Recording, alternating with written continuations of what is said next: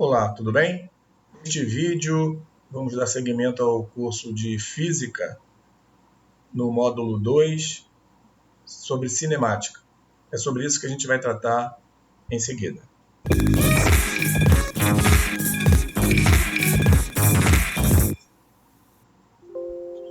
Aqui é o professor Jorge Damasceno e neste vídeo vamos dar seguimento ao curso de Física no módulo 2, que trata sobre cinemática, aula 1, a sua introdução, tá bom? Mas antes eu peço que você se inscreva no canal e também deixe o seu like, ok? Então vamos lá. Introdução ao estudo dos movimentos. Então, cinemática basicamente está relacionado a movimento. Então é isso que a gente vai começar a falar a partir desta aula, apresentando alguns conceitos essenciais que vão nos dar base, né, para seguir dentro do estudo da física, ok? Então vamos lá. A cinemática é a parte da mecânica que descreve os movimentos, como a gente já falou, determinando a posição, a velocidade e a aceleração de um corpo em cada instante. Então, são elementos essenciais, né, dentro da cinemática. A posição, a definição do instante onde ele se encontra, né, com relação a um referencial, que a gente vai definir também o que é referencial nessa aula, a própria velocidade, que também vamos apresentar nessa aula o conceito de velocidade média, e a aceleração de um corpo em cada instante, sempre com a referência do tempo, ok? Então, ponto material é todo corpo cujas dimensões não interferem no estudo de um determinado fenômeno. Então a gente vê nessa imagem aí uma Ferrari amarela, enquanto ela esteja, digamos assim, trafegando numa rodovia, a gente considera esse veículo como um ponto material, porque considerando ela em função da rodovia como um todo, as suas dimensões não interferem no estudo de um determinado fenômeno, que no caso é o que nos disponibiliza a física, tá bom? Então, vamos lá. Corpo extenso é todo corpo cujas dimensões interferem no estudo de um determinado fenômeno. Então, voltando ao exemplo da Ferrari do slide anterior, a gente falou, né, que ele é um ponto material quando ele está, né, trafegando numa rodovia. Ou seja, comparado a Ferrari, né, o veículo com a rodovia, ele é um ponto material, ele não interfere, né, no fenômeno. Mas, quando aquela Ferrari está, né, estacionando na sua residência, né, o motorista lá da Ferrari, e colocando esse carro na sua garagem, ele é considerado como um corpo extenso. Por quê? Porque é todo corpo cujas dimensões interferem no estudo de um determinado fenômeno. Então, ali ele é um corpo extenso. E no caso desse trem, que a gente está vendo aqui nessa foto, da mesma forma, esse trem, quando se deslocando de uma cidade A para uma cidade B, numa ferrovia, ele é um ponto material, enquanto que quando ele está numa estação, né, fazendo algum tipo de manobra ali, ele é um corpo extenso, tá bom? Então, um trem se deslocando numa ferrovia pode ser considerado um ponto material. Já em manobra numa estação, é um corpo extenso, beleza? Vamos lá. Posição numa trajetória. Então, temos mais dois elementos aí interessantes, que é a posição numa trajetória. Então, diz assim, trajetória. O que é trajetória? É a linha determinada pelas diversas posições que um corpo ocupa no decorrer do tempo. Então, as várias posições que o móvel, né, ocupa em todos os instantes, naquele deslocamento, né, de um ponto a outro, isso aí é definido como uma trajetória. A gente vai detalhar melhor isso aí mais à frente, mas, por enquanto, essa definição é suficiente, ok? E com relação ainda à trajetória, é importante a gente citar dois tipos, né? Que são o movimento retilíneo, onde a trajetória é uma reta, e o movimento curvilíneo, onde temos que a trajetória é uma curva. Então, isso aí também ajuda a gente, né, a compreender um pouco melhor o conceito de trajetória. Quando sabemos a forma da trajetória de um corpo, como vimos, o retilíneo, o curvilíneo, podemos determinar sua posição no decorrer do tempo, através de um único número chamado abscissa do corpo. E o que vem a ser essa abscissa do corpo? A gente, normalmente, em estudo de cinemática, principalmente, a gente define alguns pontos fundamentais que servem como referência.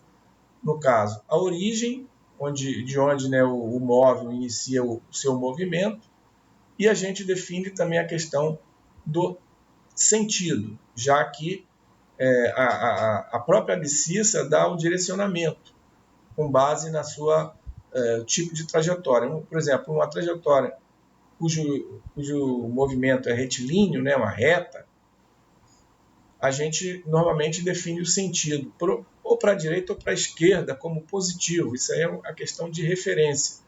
Então, a partir da origem, né, no caso, normalmente à direita, a gente vai considerar o sentido positivo, né, daquele deslocamento. E para a esquerda, negativo. Então, a gente vai ter a oportunidade de detalhar melhor isso, inclusive com exemplos mais à frente. E posição escalar? Posição escalar de um corpo é a medida da distância do corpo até a origem das posições, num determinado instante. Então, foi aquilo que eu falei, né, no caso da abscissa do corpo, né? Ou seja, nós temos um ponto que é definido como a origem, o ponto de referência, né? E a partir do deslocamento daquele móvel, ou no sentido positivo, no caso que a gente está falando, para a direita, que poderia ser para a esquerda, uma questão de opção, normalmente se define para a direita, o sentido positivo da abscissa do corpo. Então, a partir daquele ponto de origem, então o deslocamento vai se processar e a cada instante a gente vai ter uma posição com relação àquela origem. Então, posição escalar de um corpo é essa medida da distância do corpo até a origem das posições, num determinado instante. Então, sempre, como eu tenho falado, com referência ao tempo, ao instante que ele ocorre. Ok? Referencial é um outro ponto muito importante. Tá? A gente vai falar um bocadinho sobre isso, que é importante a gente compreender que isso aí causa, né, um pouquinho de confusão quando você não está atento, tá bom? Então vamos lá. Um corpo está em movimento quando sua posição muda no decurso do tempo. Então isso aí esse consenso aí, esse conceito, a gente já adquiriu, inclusive no slide anterior, mas ele é essencial. Então o corpo está em movimento quando sua posição muda no decurso do tempo. Mudou a posição em função da mudança do tempo, significa que o corpo está se movimentando. Por exemplo, para um ônibus em movimento, para um observador fixo num ponto externo, uma lâmpada no interior do ônibus está em movimento. A posição varia com o tempo. Então, o que é isso aí? Você, sendo esse observador externo, fixo, você pode, de repente, num instante, estar num ponto qualquer na rua, né? Quando está passando ali na rodovia ou na rua, na estrada, não importa, um ônibus. E você percebe lá dentro tem uma luz acesa, dentro do ônibus. Então você fica observando o deslocamento do ônibus, junto também está se deslocando aquela lâmpada acesa, porque a sua referência, você ali é uma referência externa, né? Na verdade, você é uma referência externa, uma vez que você é um observador fixo num ponto fora daquele ambiente do ônibus. Então você observa que o ônibus deslocando também, como se a lâmpada estivesse também deslocando, ok? Então tem essa situação. Como também no caso de um passageiro específico ali dentro do ônibus, tá? Já para um passageiro no interior do ônibus, essa mesma lâmpada se encontra em repouso. Posição não varia com o tempo. Por quê? O referencial ali agora é do passageiro dentro daquele ônibus. Então, tudo que está ali ao seu redor se encontra, né, em repouso. Outros passageiros, as cadeiras, etc. Inclusive a lâmpada. Então, porque a referência está dentro daquele ambiente. Ok? Então, ele é um observador interno. Então, a lâmpada, para ele, está em repouso.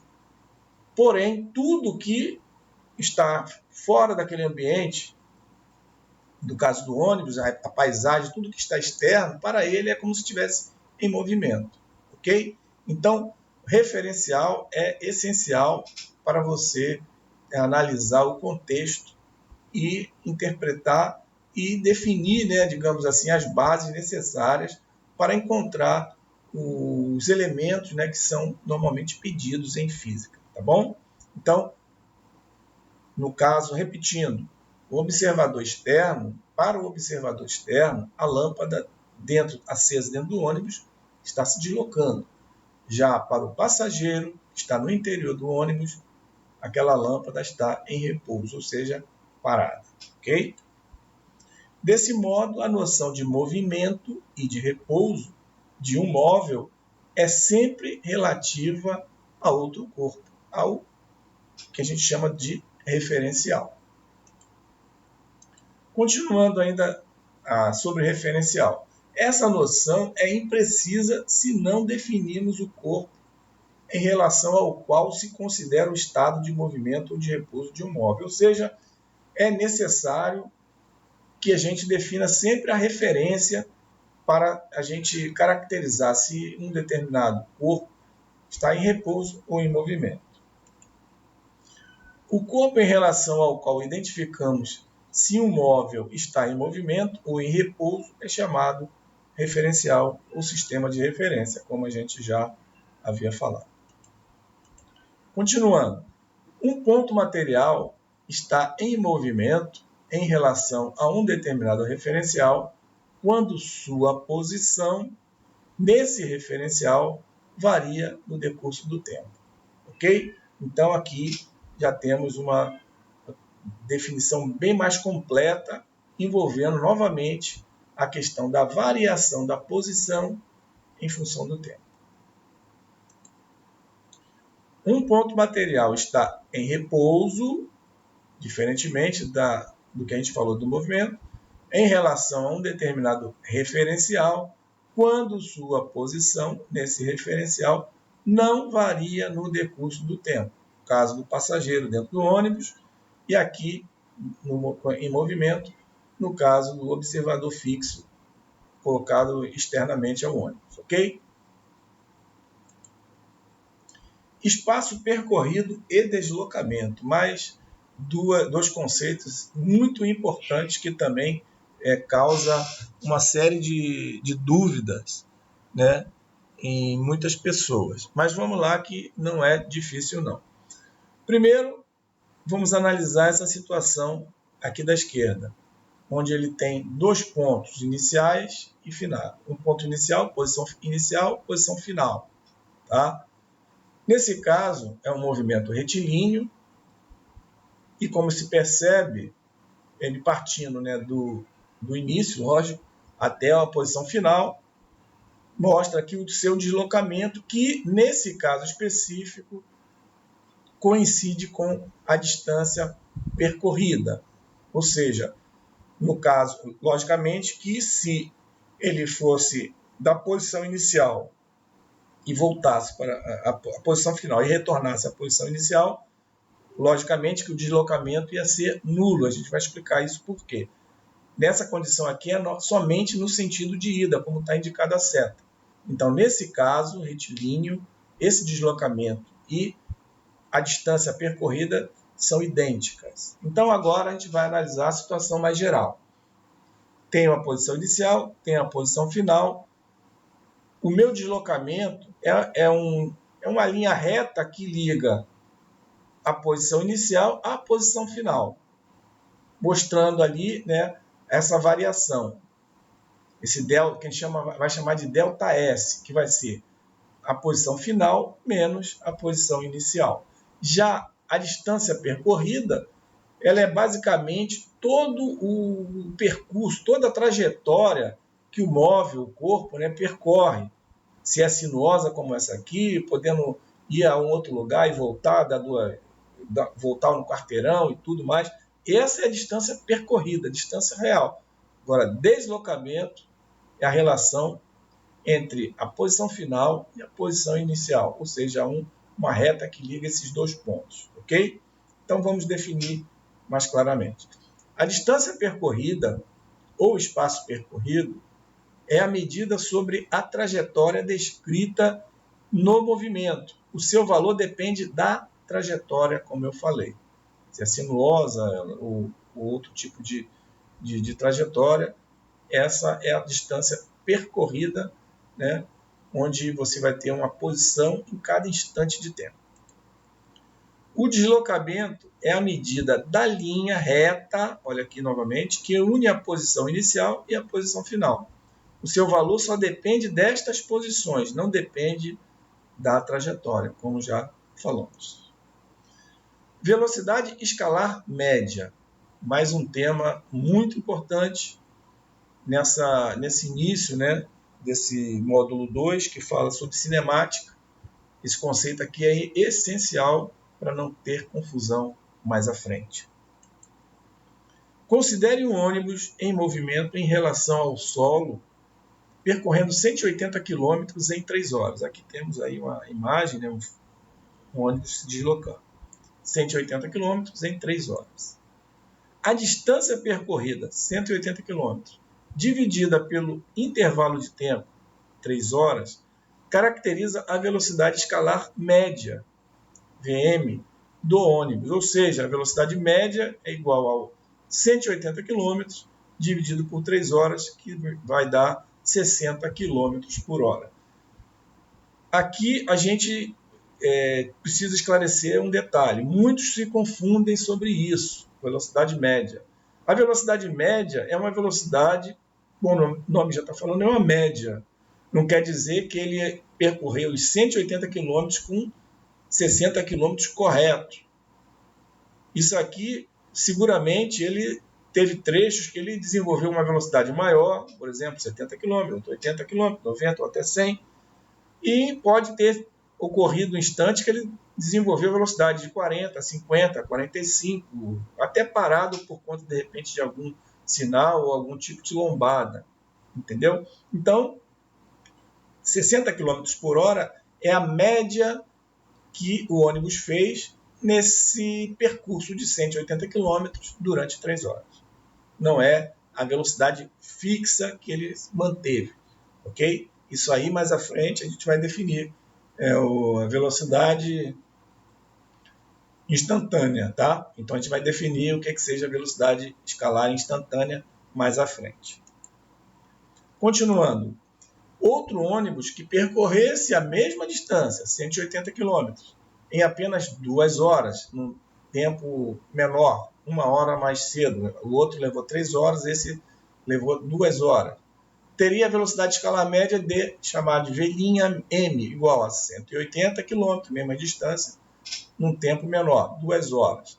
Consequentemente, ele vai ter uma velocidade média maior, 90 km por hora, já que ele conseguiu fazer o mesmo trecho em menos tempo, automaticamente ele desenvolveu uma velocidade média maior. Da mesma forma, pode ter ocorrido ali, seguramente ocorreu, que ele desenvolveu outras velocidades, 80, 70, 100, etc. Né? Mas a média, considerando o início e o fim desses 180 km, é de 90 km por hora. Suponhamos que para percorrer a variação de espaço ΔS, S2 menos S1, ou posição final menos inicial, o ônibus leve o tempo ΔT, T2 menos T1, ou tempo final menos inicial. A velocidade média, definição de velocidade média, é igual a ΔS sobre ΔT. Tá? A variação no espaço sobre a variação no tempo. Ou S2 menos S1 sobre T2 menos T1, como já falamos. O sinal de ΔS determina o sinal da velocidade escalar média. Também muito importante e vai estar, né, como a gente já falou anteriormente, aquela questão do sentido. Aqui é que a gente vai estar, né, focando nessa questão aí do sinal do ΔS, que vai afetar o sinal da velocidade escalar média. Antes, porém, qual é a unidade de velocidade? A unidade de velocidade no sistema internacional, SI, é o metro por segundo, m/s, ou seja, metros por segundo. Pode ser quilômetro por hora? Pode ocorrer. Inclusive, vamos fazer algum exemplo aí que vai pedir essa conversão e a gente vai mostrar que existe uma forma bem simples de fazer essa conversão de quilômetro por hora para metros por segundo e de metro por segundo para quilômetro por hora. Então vamos lá. Se o veículo se movimentar no sentido positivo da trajetória, como eu falei anteriormente, normalmente a gente define a partir da origem, no caso de um movimento retilíneo, para a direita como sendo positivo e para a esquerda negativo. Ele deslocando no sentido da esquerda para a direita, positivo, deslocando no sentido da direita para a esquerda, negativo. Então, teremos, se ele for no sentido positivo, considerando que para a direita seja positivo, teremos que S2 vai ser maior que S1, ou seja, o espaço final maior que o espaço inicial, correto? Então, nesse caso, ΔS maior que zero, já que S2 menos S1 vai ser maior que zero. E nesse caso também, a velocidade média também é maior que zero. Já se o veículo se movimentar no sentido contrário ao positivo da trajetória, teremos que S2 menor que S1, e com isso meu ΔS vai ser menor que zero, e a velocidade média, consequentemente, também vai ser negativa, menor que zero. Beleza? Então vamos lá, vamos seguir em diante. Velocidade escalar instantânea. Então aqui a gente vai entender o conceito da velocidade escalar instantânea. O que é a velocidade escalar instantânea? É a velocidade que você, naquele exato instante, olha o velocímetro do seu veículo que você está dirigindo. Você olha lá, está lá 80. Então, naquele instante, naquele momento exato, é a velocidade escalar instantânea. Ok? Então, quando dizemos que a velocidade média de um corpo durante um certo intervalo de tempo é de 70 km por hora, isto não quer dizer que durante todo esse intervalo de tempo o corpo teve sempre esta velocidade, como já mencionamos anteriormente aí nos slides anteriores. Tá? O que ocorre? O valor da velocidade do veículo num determinado instante denomina-se velocidade escalar instantânea. Naquele momento que você olhou o velocímetro e checou a velocidade, ali é a velocidade escalar instantânea. A velocidade escalar instantânea, V, é o valor limite a que tende a velocidade escalar média, ΔS sobre ΔT, quando ΔT tende a zero. Naquele momento, né, que você olha naquele instante.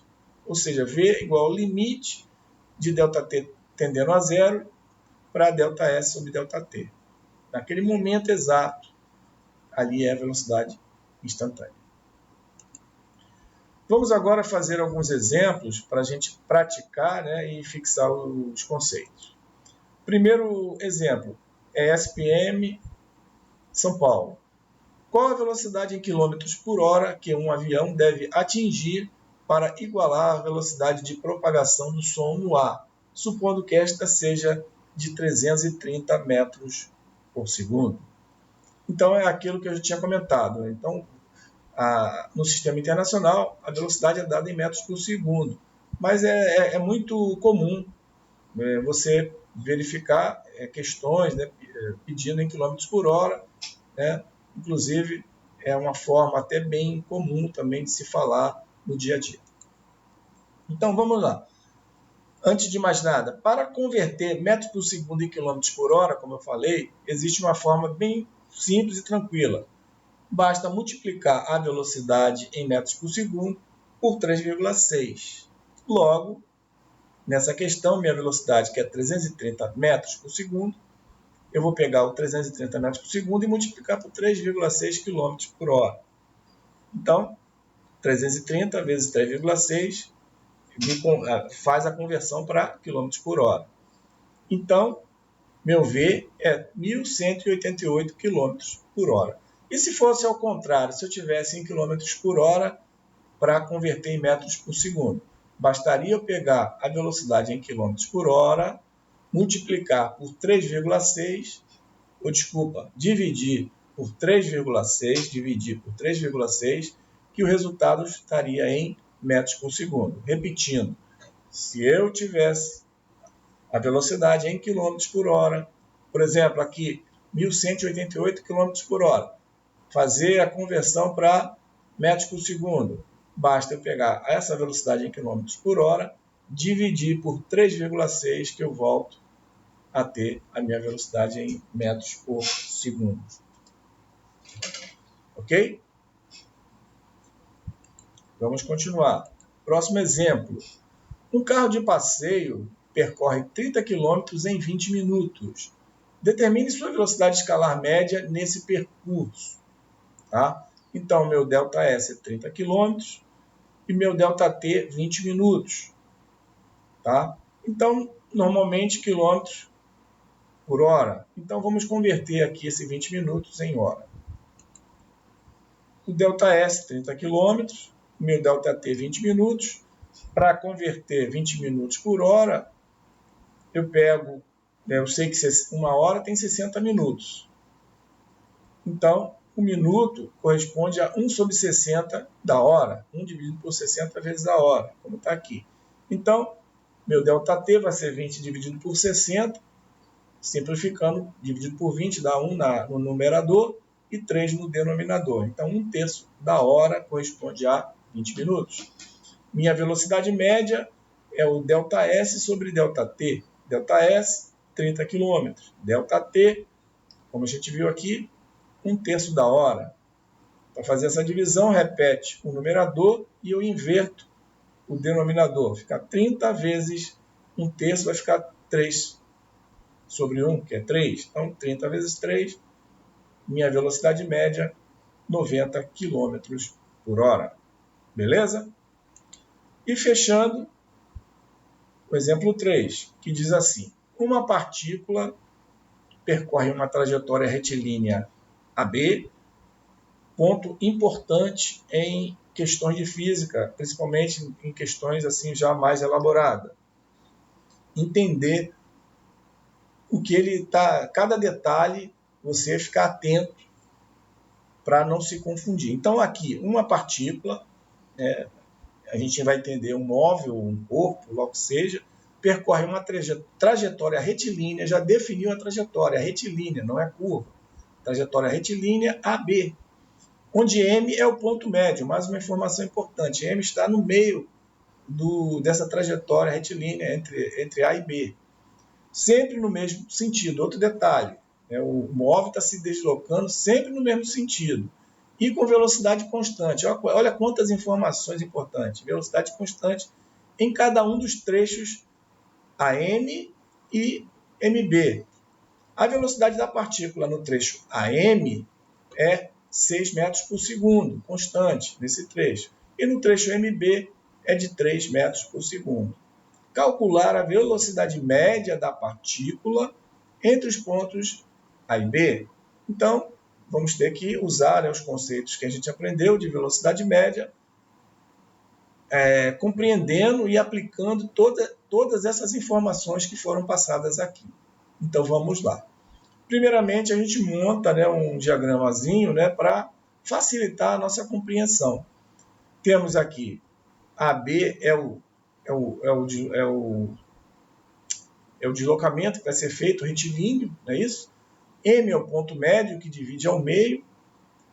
Eu estou chamando ΔS1 de X, logicamente, que é o ponto vai de A até M, ΔS1 de X, então ΔS2 também vai ser X, já que M divide o deslocamento ao meio.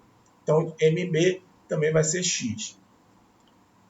Eu vou ter a velocidade V1, como já foi informado, constante de 6 metros por segundo, e a velocidade V2 entre MB, 3 metros por segundo. E tenho ΔT1, que eu não sei, que tenho que achar, e o ΔT2, que eu também vou ter que encontrar. Ok? Então, com base nisso, a gente vai aplicar, né, as definições dos conceitos de velocidade média. Então, nos trechos AM e MB temos, vamos calcular, no caso aqui, já foram dadas a velocidade nesses pontos. Eu quero calcular aqui, basicamente, é o que eu não tenho ainda, é o meu tempo, ΔT1 e ΔT2, para depois, sim, eu aplicar a informação e calcular a velocidade média entre A e B, que é o que foi pedido. Então, o V1 que eu tenho é igual a ΔS1 sobre ΔT1. V1 que é 6, ΔS1 é X sobre ΔT1 que eu quero. Então, eu multiplico aqui, incluo aqui, ΔT1 vem aqui para o lado esquerdo da equação e o 6 vem para o denominador. Então, ΔT1 vai ser X sobre 6. Vamos guardar isso aqui que a gente vai usar em seguida. V2, da mesma forma, vai ser ΔS2 sobre ΔT2. V2 eu tenho, que é 3 metros por segundo, está aqui, e o ΔS2 eu também tenho, que é X, está aqui. E o ΔT2 é o que eu quero.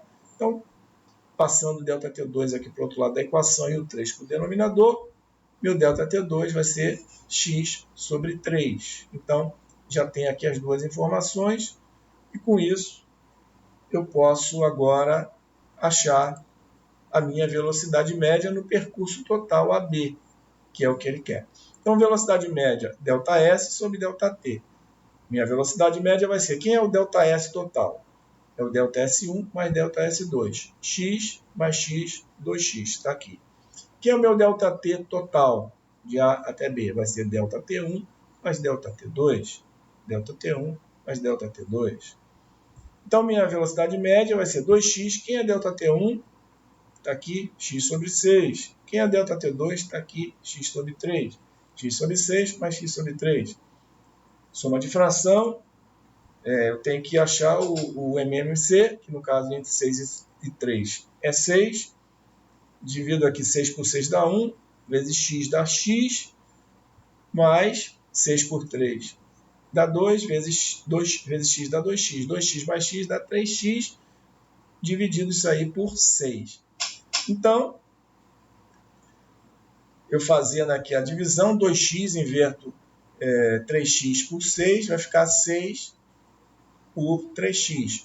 O x eu vou cortar, 6 dividido por 3 dá 2, vai ficar aqui 2 vezes 2, vai ficar minha velocidade média igual a 4 metros por segundo. Ok? Então aqui eu tenho, novamente, o 2x sobre 3x sobre 6. Repito o numerador, inverto o denominador, fica 6 sobre 3x. O x eu corto, 6 sobre 3 dá 2. 2 vezes 2 igual a 4, que é a minha velocidade média, conforme pedido. Ok? Com isso, a gente finaliza a aula de hoje. Espero que você tenha gostado. Antes de encerrar, peço que você se inscreva no canal, acione a notificação do sininho, deixe o seu like e compartilhe o vídeo nas suas redes sociais. Desejo a você bons estudos e até o próximo vídeo.